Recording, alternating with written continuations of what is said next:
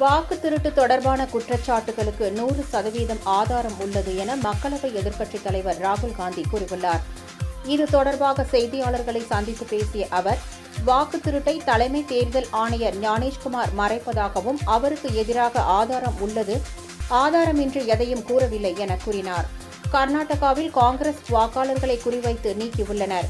வெளி மாநில செல்போன் எண்களை பயன்படுத்தி கர்நாடக வாக்காளர்கள் நீக்கம் செய்யப்பட்டுள்ளனர். அதேபோல் தமிழ்நாடு, மகாராஷ்டிரா, ஆந்திரா உள்ளிட்ட மாநிலங்களில் இருந்து கர்நாடகாவில் உள்ள வாக்குகளை நீக்க விண்ணப்பிக்கப்பட்டுள்ளன என்று தெரிவித்தார். மேலும் கோதாபாய் என்ற பெயரில் போலியாக ஒரு லாகினை உருவாக்கி 12 வாக்காளர்களை நீக்க விண்ணப்பித்துள்ளதாகவும், ஆனால் தனது பெயரில் விண்ணப்பம் அளித்தது தெரியாது என கோதாபாய் தெரிவித்துள்ளார் என கூறினார்.